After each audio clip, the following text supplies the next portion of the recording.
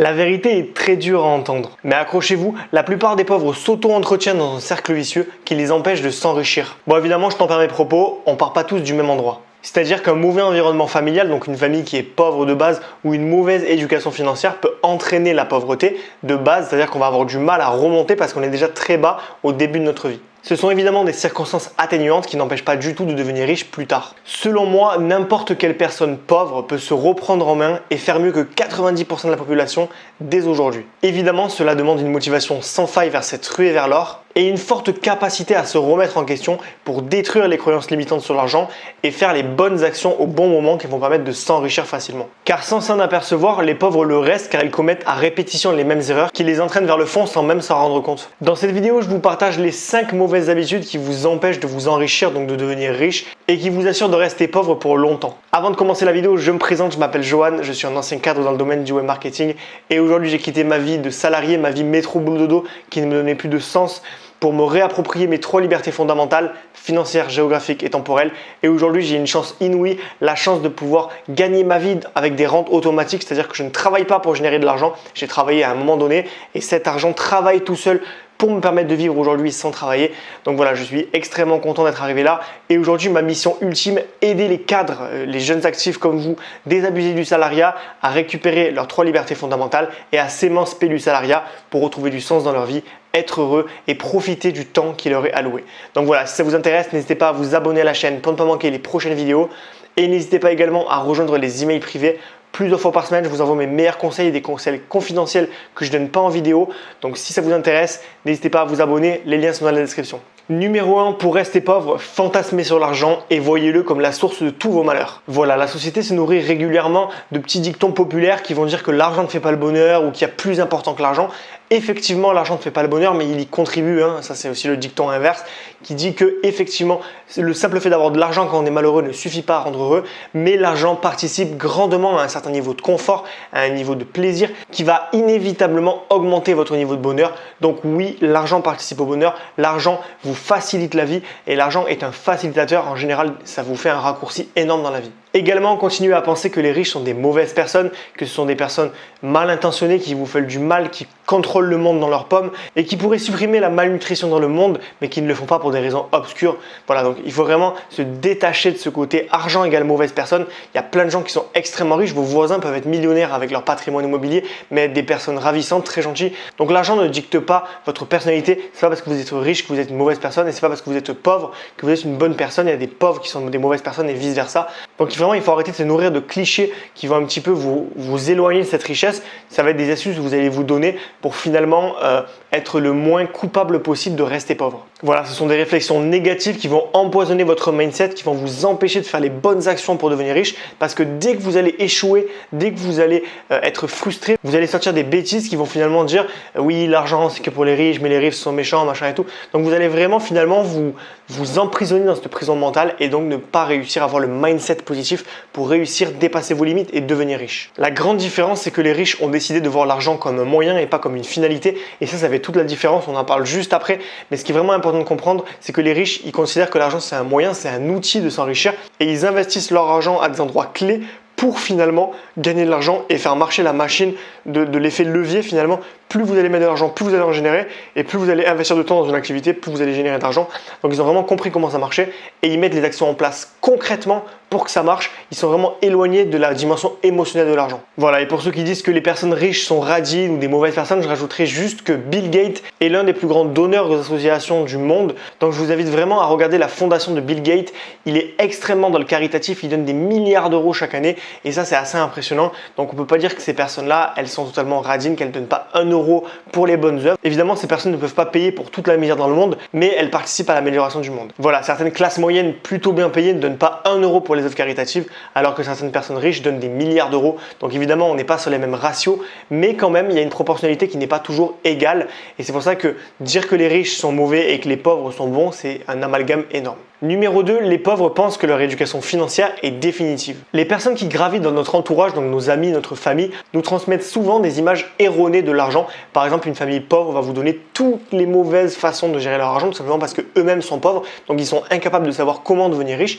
Et justement, il faut remettre en question ces croyances, parce que si vous ne remettez pas en question des croyances de personnes pauvres, des personnes qui n'ont pas d'argent, alors vous ne pouvez pas progresser parce que vous n'avez pas les connaissances nécessaires, les connaissances basiques pour commencer à gagner de l'argent. Et en fait, ce qui est vraiment impressionnant, c'est que quand on traîne avec des personnes qui ont peu d'argent et des personnes qui ont beaucoup d'argent, on se rend compte qu'il y a une énorme différence de mindset, de façon de fonctionner, de façon de dépenser leur argent. Par exemple, une personne pauvre va hésiter avant de dépenser de l'argent pour un investissement. Il va dire non, mais là, une formation, 500 € c'est cher, machin. Alors qu'une personne riche va dire 3000 € pour une formation, pas de problème, je les dépense sans souci, parce qu'ils ont conscience de la notion d'investissement. Et la notion d'investissement, c'est un exemple, hein, c'est pas tout ce qui fait que vous allez devenir riche, mais l'investissement, c'est une partie justement de comment devenir riche, c'est un concept, c'est un pilier phare de cette notion. Donc c'est important de reprendre son éducation financière, de comprendre qu'elle n'est pas définitive et que malgré tout, même si notre famille nous a donné des tips, des astuces et que l'école nous a donné quelques petits éléments à droite à gauche, on est loin de tout savoir sur l'argent. L'argent, c'est comme tout, c'est comme le bricolage, la chimie, toutes les sciences qui peuvent exister, c'est une science, l'argent. Donc on peut et on doit apprendre toute notre vie pour se former et faire toujours mieux. Voilà, donc l'éducation financière est relativement simple, mais elle mérite d'être étudiée en détail. Parmi les sujets de l'éducation financière, on va avoir la différence entre le passif et l'actif, comment bien épargner son argent, comment mettre de l'argent chaque mois, quels sont les investissements qui rapportent, comment investir dans l'immobilier, comment placer en bourse, etc. Voilà, et pour ça, soyez curieux, renseignez-vous, lisez des livres. Il y a des milliers de livres sur Amazon sur l'éducation financière, la liberté financière, tout ce qui va être autour de cet écosystème-là. On va aussi avoir les formations, les coachings, les mentorats, tout ce qui est autour de l'argent. Il y a des gens qui ont réussi, il y a des gens qui n'ont pas encore réussi. Et les personnes qui ont réussi peuvent prendre la main de ceux qui n'ont pas réussi pour les hisser là où ils sont. Et croyez-moi, c'est beaucoup plus simple que ça en a l'air. Tout ce qu'il faut faire, c'est être motivé, dépenser quelques euros pour acheter une formation ou un livre et commencer à se cultiver, commencer à apprendre à s'imprégner de la mentalité et à mettre les bonnes actions au bon moment pour commencer à générer de l'argent. Numéro 3, pour rester modeste, considérer la richesse comme une chance. Alors ça, c'est le plus gros mensonge de l'humanité. La plupart des gens pensent que être riche, c'est une chance. Voilà, c'est les gens qui vont avoir un bon taf parce qu'ils étaient là au bon moment, au bon endroit.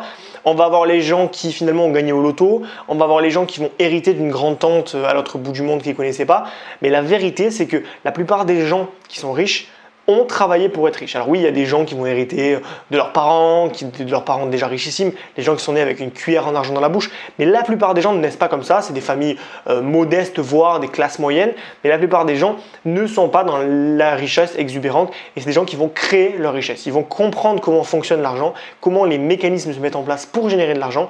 Et ils vont petit à petit créer des actions qui vont petit à petit faire un effet levier, une boule de neige qui va grossir au fur et à mesure et qui va faire en sorte qu'ils aient une grande richesse. En fait, construire sa richesse, c'est lent et c'est surtout mécanique. Il y a un effet exponentiel qui se crée, mais cet effet exponentiel, il n'arrive pas tout de suite. Au début, c'est lent, c'est quelque chose qui va se faire petit à petit. Et au fur et à mesure, on va avoir une accélération parce que plus on va avoir d'argent, plus on va pouvoir en investir et plus on va pouvoir créer de produits de valeur qui va pouvoir être achetés par des gens. Donc on est sur quelque chose qui prend de la vitesse au fur et à mesure et c'est ça qui est beau avec la liberté financière et avec la richesse, c'est qu'une fois que la machine est lancée, une fois qu'on a passé le plus dur, c'est-à-dire la traversée du désert où c'est long, l'argent rentre pas, où il rentre très peu, on arrive à un moment donné où l'argent rentre très facilement, très rapidement et là on peut commencer à vivre sans se préoccuper du lendemain. Donc je sais qu'il est plus facile de penser que c'est une chance parce que si c'est la chance, ça veut dire que vous dissociez votre richesse de votre capacité à le devenir. Donc clairement, vous pouvez dire c'est pas ma faute si je suis pauvre, c'est parce que j'ai pas de chance, c'est parce que je suis maudit, c'est parce que machin. Alors qu'en fait, si vous commencez à travailler dur dès aujourd'hui, vous travaillez dur, je dis pas faire semblant, je dis travailler dur maintenant, si vous commencez à vous former, à vous instruire, à mettre des actions en place dès aujourd'hui, je vous garantis que la somme de vos résultats cumulés va vous rapporter de l'argent. Ça va peut-être pas vous rendre millionnaire, mais ça va vous rapporter de l'argent indéniablement. Donc arrêtez de vous plaindre, arrêtez de vous cacher finalement derrière la chance qui est fausse en fait. Et commencez à travailler dur pour bien gérer votre argent, gagner de l'argent et donc vous enrichir. Numéro 4, les pauvres surconsomment, n'épargnent pas assez et achètent des passifs au lieu d'acheter des actifs. Les passifs sont partout et malheureusement c'est ce qu'on consomme le plus dans nos sociétés parce que c'est ce qui nous fait ressentir le plus d'émotions.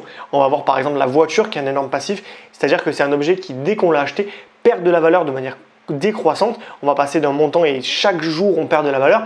Parce que ça va nous faire dépenser plus d'argent que ce qu'on va en gagner. Donc si on perd de l'argent avec un achat, c'est un passif. Peu importe à quoi ça sert, c'est un passif. On va également avoir les vêtements qui perdent de la valeur. On va avoir aussi les objets technologiques. Un téléphone perd énormément de valeur, il devient obsolète. Les ordinateurs, les télévisions, tous ces objets-là vont perdre de la valeur, donc nous appauvrir et donc nous retirer de la richesse chaque mois. De même avec les crédits à la consommation qui nous permettent de vivre au-dessus de nos moyens et donc de remplir des besoins qui sont purement émotionnels. Par exemple, le fait de posséder une belle voiture et de pouvoir crâner devant ses amis, c'est clairement un achat impulsif qui est guidé par le besoin de reconnaissance. On a des besoins humains et malheureusement souvent on confond l'argent et l'accomplissement de ces besoins qui fait qu'on a des mauvaises décisions financières. Donc la solution pour arrêter de surconsommer, c'est d'arrêter de réfléchir en termes d'émotion et de se détacher de l'émotionnel quand il s'agit d'argent. Quand on veut dépenser de l'argent, on prend le temps de réfléchir. Est-ce que cet investissement est bon pour mes finances? Est-ce qu'il est bon pour moi? Est-ce que j'en ai vraiment besoin? Il faut vraiment prendre le temps de la réflexion pour réfléchir de manière rationnelle, poser les choses et ne pas acheter des choses dont on n'a pas besoin, qu'on va laisser pourrir dans des placards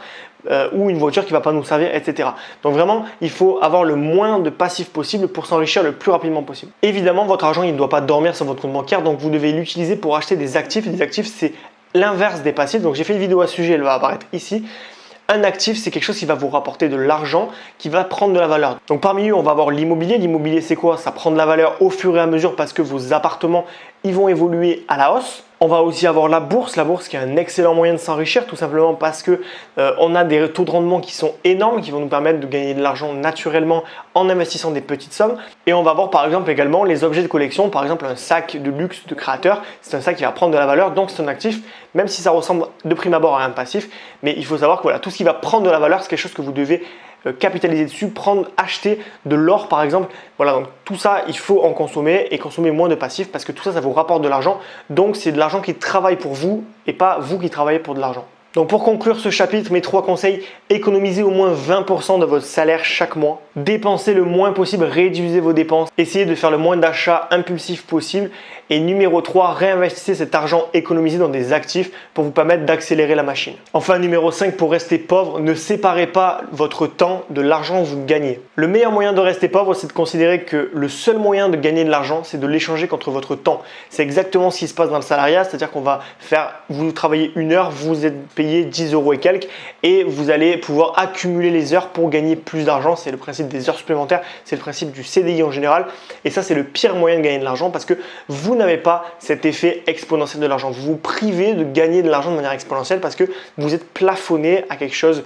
de très carré dans un contrat et c'est ce qui vous empêche d'évoluer. Les riches ne travaillent pas à l'heure, les riches investissent de l'argent, les riches investissent du temps mais pour leurs projets personnels qui ont des effets exponentiels et donc vont gagner de l'argent. Par exemple, ils vont travailler 5 minutes par mois pour investir de l'argent en bourse, donc que 5 minutes et ces 5 minutes vont leur apporter 8% en moyenne par mois, donc ce qui va faire un bénéfice énorme pour 5 minutes seulement.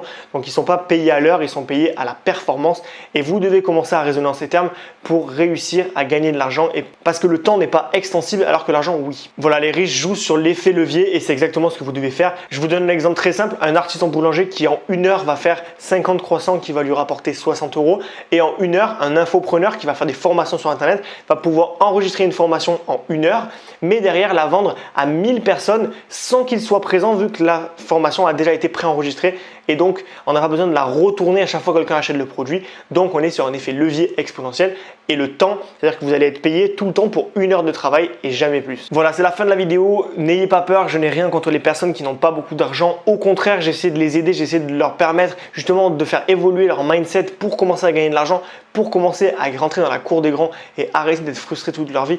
Donc si vous êtes dans cette situation, écoutez, n'hésitez pas à vous abonner à la chaîne parce que je donne plein de conseils pour s'enrichir, pour gagner de l'argent et justement s'émanciper du salariat. Et n'hésitez pas également à rejoindre les emails privés. Plusieurs fois par semaine, je vous envoie mes meilleurs conseils pour gagner en liberté financière, géographique et temporelle et gagner de l'argent pour vivre de sa passion libre de toute contrainte professionnelle. Tous les liens sont dans la description.